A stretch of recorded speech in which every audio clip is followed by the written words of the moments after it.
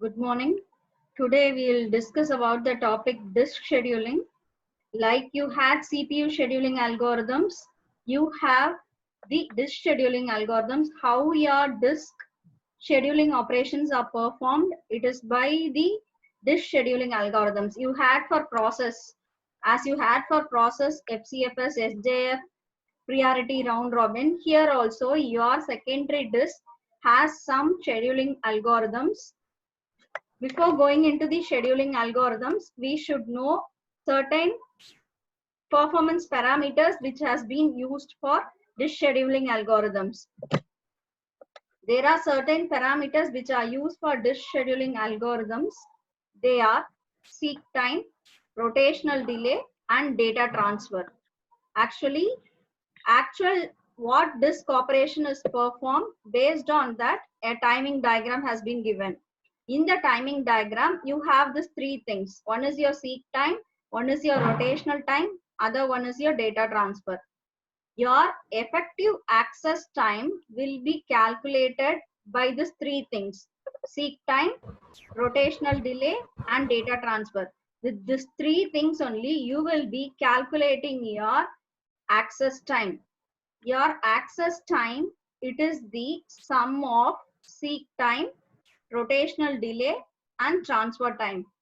Seek time means the time it takes to position the head on the desired track. In your disk, if you are positioning the head, that time taken is said to be your seek time. And then to move from one sector to the particular head position, the time taken is your rotational delay. And transfer time is a time taken to transfer your data. So the sum of three things, your seek time, your rotational delay, and transfer time, it is called as access time. As we saw, this performance parameters depends on this three time, seek time, rotational delay, and then data transfer. Seek time, as I told you, it is a time taken by the disk to position the head at the desired track. To position your head at the desired track, it is said to be your seek time. And rotational latency is a time to reach the head, the time taken to reach to beginning of the sector to reach the head, that is your rotational. And transfer time is the data transfer which takes place. Next, we'll come into the disk scheduling algorithms. There are 5 to 6 types of algorithms. Now, I'll take an example of the algorithm and then we'll proceed. Normally, when you're taking your disk, you will have a read-write head. See, they have given few numbers, 95, 180, 34, 119. Those numbers are given, right? These are being placed in the queue. These numbers will be placed in the queue and your read-write head of the disk will be positioned initially at the track 50. That means your disk has tracks. In that tracks, at the track 50, your initial head is placed. What is seek time? What did I say about seek time? Time it takes to position the head at the desired track. Now, placing your position initially at the 50, it is, and at the trail track at 199. That means your head will be placed at the position 50 and your tail will be placed at the position 199. This operation is said to be your seek time. That means your read-write head is initially placed at the track 50 and your tail has been placed at the track 199. Now we'll go into the algorithm FCFS. See this example: 95, 180, 34, 119, 11, 123, 62 and 64 are the track numbers which has been given, and I told you that 50 is the initial head position. I told you. Now look at the diagram which I am showing. Your first dot is being placed in the 50. That means your head is initially placed at 50. I told you that initially itself. Now your thing is being placed at 50. You can see FCFS already, you know, the order in which the thing comes, it will be position. Now see the order. 95 is the first position. From 50, the head will move to 95. You can see the diagram. From the 50th position, the head moves to 95. Then the next position is 180. So from 95, the head moves to 180. What is the difference between 50 and 95? What is the difference? 50 and 95, what is the difference, Ma? 45. Huh? What is the difference between 50 and 95? 95 minus 45. So the head movement from 50 to 95, it is 45. Now from 95 to 180, you have moved. Already from 50 to 95, you have moved the track of 45. 45 head movements are already done from 50 to 95. Now from 95 to 180, because the second number is 180. From 95 to 180, you are moving. So 180 minus 95, how much it is? 85. So 85 plus 45, how much? 85 plus 45. 130. So from 50 to 180, it has taken some movement of 45 plus 75. That see here. For this case, I have given, as I told you, 50 to 95, whatever I told you now, it is given in the slide, you can see. From 50 to 95, it has moved 45 tracks. And then 95 to 180, again it has moved 75, so it is 120 tracks, 130. Like that, it will move from one position to the other. You can see 50 to 95, 95 to 180. What is the next number? 34. From 180, it has to come to 34. Next, your next number is 119. So from 34, it has to reach to 119. Your next number is 11. So from 119, it has to come to 11. And then your next number is 123. So from 11 to 123, it has to come. So like this, it is traversing. It is traversing till the last 62, 64. This is your FCFS method. This method, what, yeah? Tell me. Why we have given that initial and final as 50 and 199 only? Because when you have a disc, you will have a head and tail position. Normally, your head position will be fixed at one point initially. So here they have taken their head position as 50 and your tail position as 199. That means your disc movement has head and tail options. Head option is placed at 50 and tail option is placed at 199. That's why we start from 50. In a disc, you will have these two options. So we start at 50 and we proceed along the FCFS method. As I told you, 50 to 95, 45 tracks, 95 to 180, again you have 75, so 130 will be there. You will have 130 head movements. Again, from 180 to 34, now you have to minus 180 to 34, how much?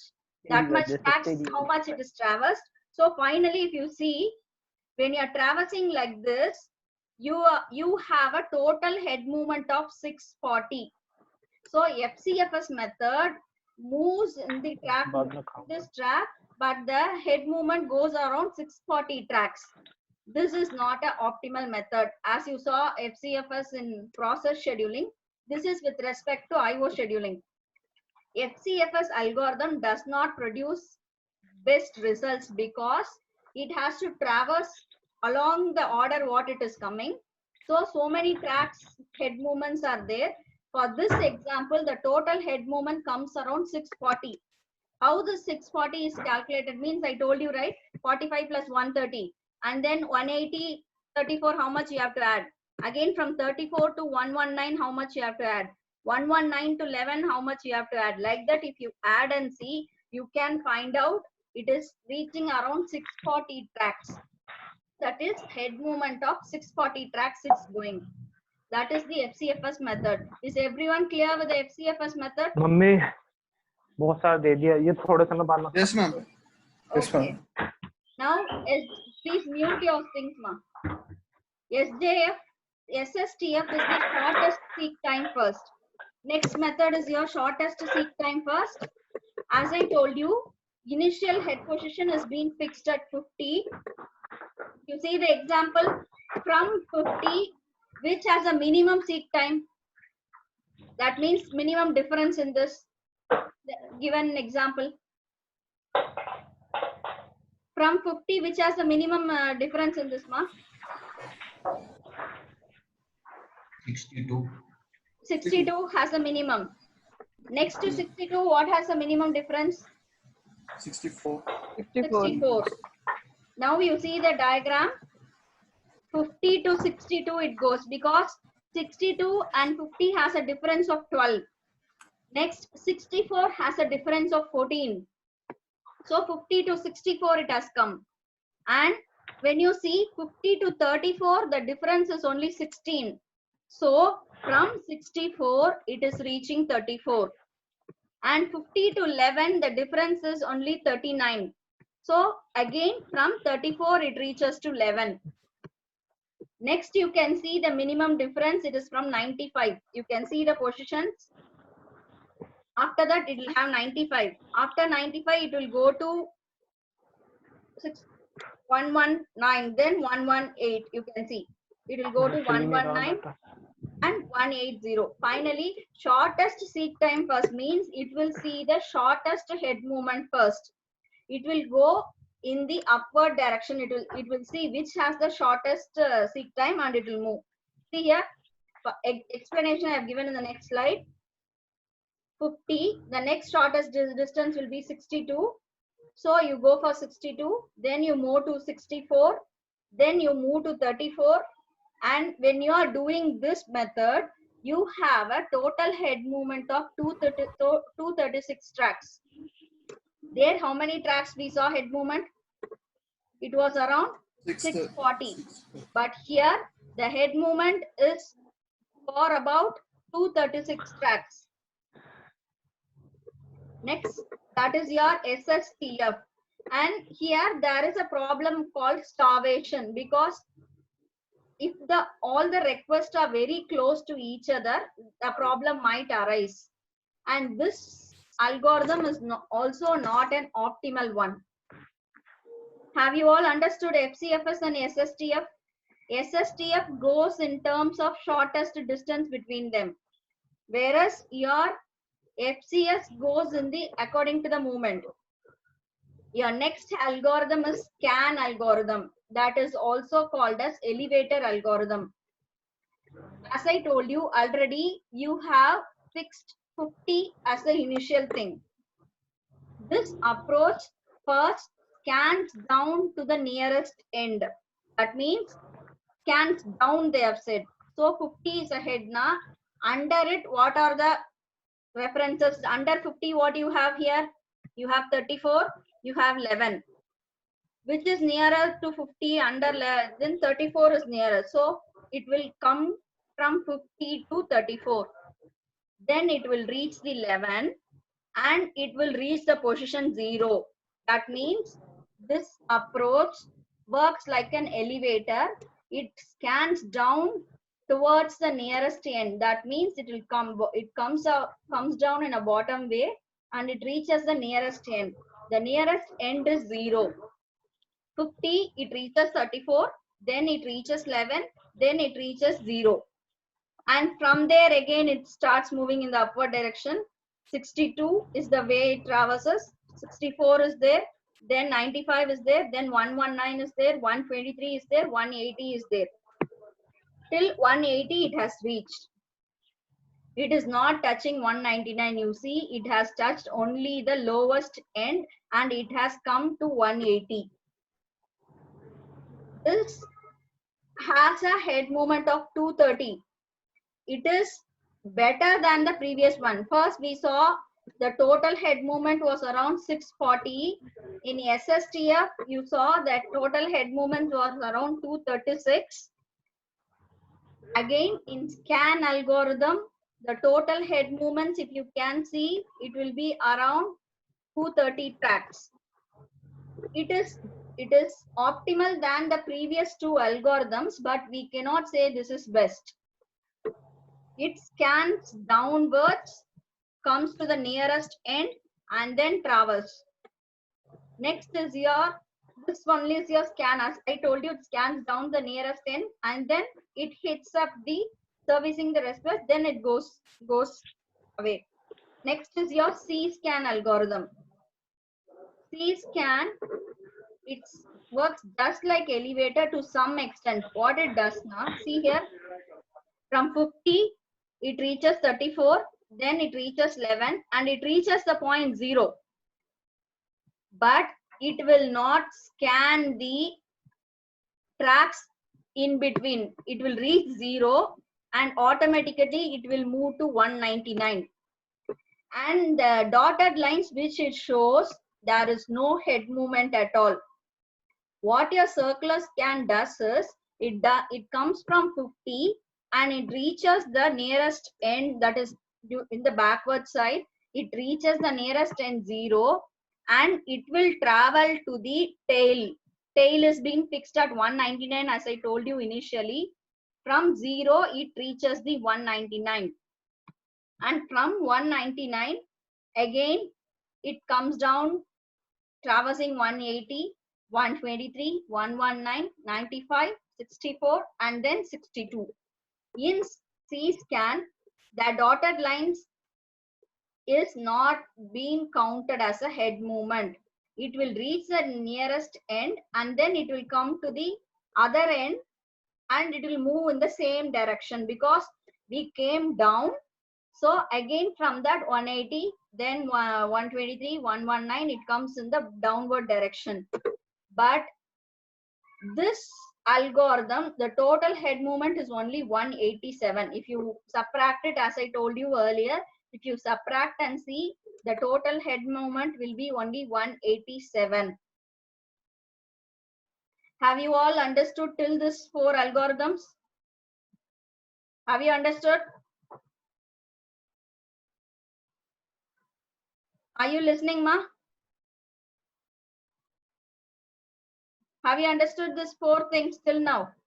FCFS, it travels along the given link.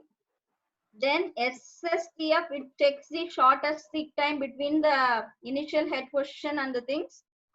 Next is your scan algorithm. As I told you, it travels down to the 0 and it will reach till the 180. And C-scan, it will go till the 0th position.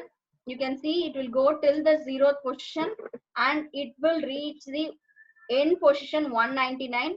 That is, it is reaching the nearest end and it will reaching the other end also, and it will travel down in the same direction. That is C-scan algorithm.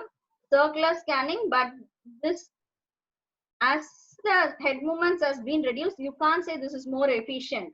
This has total head movement of 187. There is one more algorithm called C-look. See here, it has started at the position 50. It is again traversing down 34, 11, but it does not reach the 0 point. As it reached in C-scan, it will reach the 0th position. Then it will go to the 199 position. Here, it will not reach the 0th position. It will go to the minimum position of 11. And from there, it will jump to 188. It will not jump to 199 as it was in C-scan. In C-scan, from 11th position, it would have reached 199. Now, again from here, it will not reach 199. It will reach 180. From 180, it will travel downwards, 123, 119, 95, 64, and 62. This is C-look. Here, the total head movements is around 157. See, initially we started the head movements of FFCS method around 640 tracks. Next, SSTF, the head movements was around 236 tracks. It has reduced. From SSTF, the head movements reduced in scan for around 230 tracks. And then again in C-scan, the track movement was reduced to 187. But in final C-look algorithm, you can see it will reach the minimum 0.11 and it will reach the 180 and it will again travel downward in the same direction. But the total head movement will be only 157. So you can see the difference of head movements based on the algorithms. So your C-look gives better head movements, with less head movements when compared to the other algorithms. So based on each algorithm, multiple process will act differently. Is everyone clear with these 5 types of things? Anyone have doubt in this? Guys, are you listening? Yes, ma'am. Yeah? Do you have any doubts?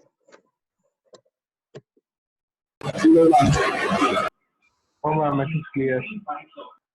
You're not clear.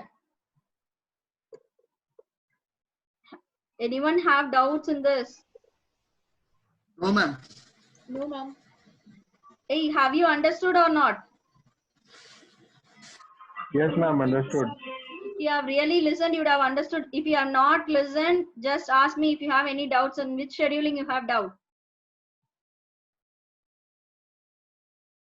Otherwise, make a call to me and ask. I'll help you if you have not understood. Because this week I'll be posting an assignment problem on this.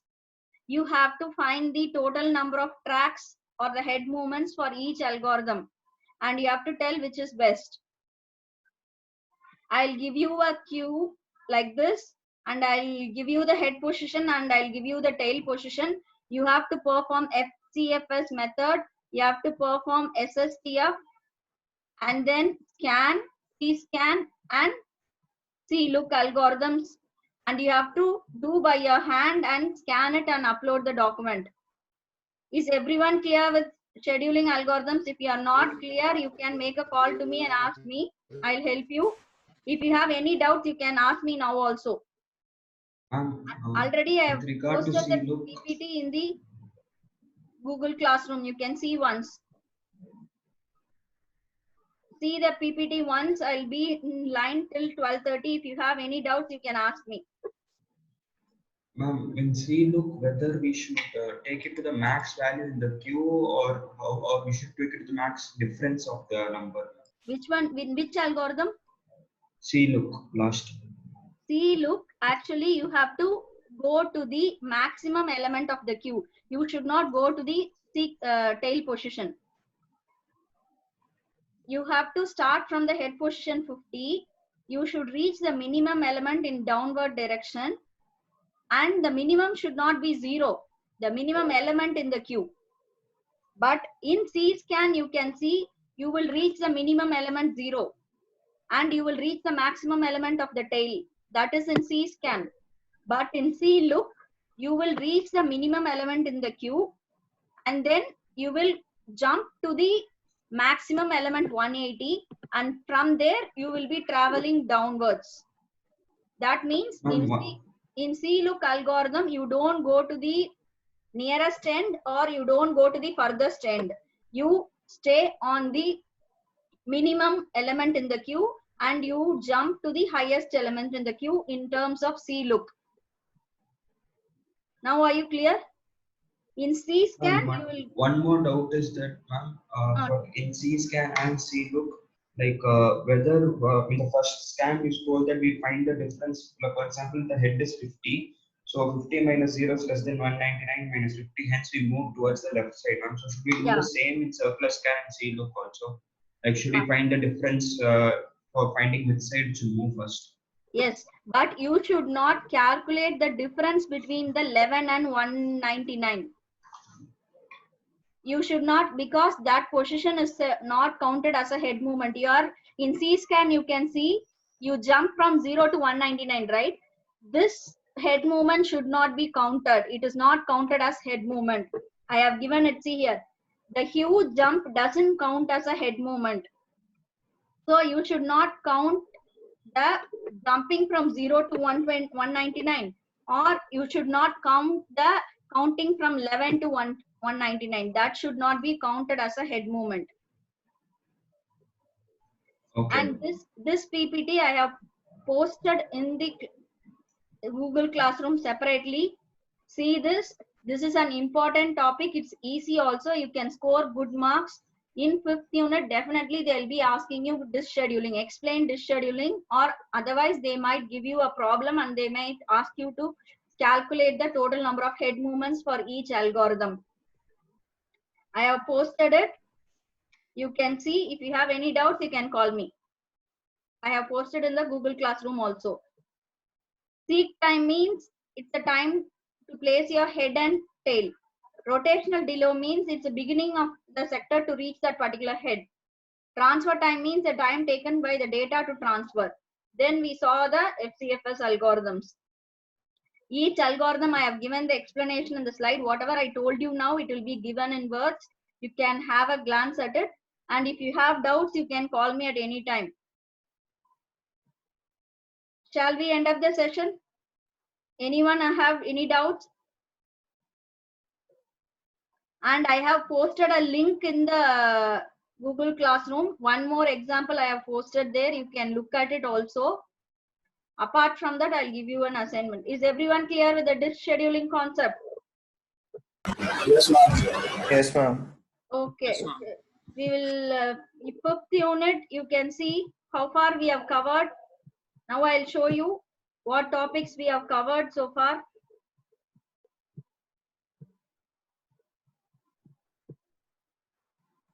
Can you see the screen topics?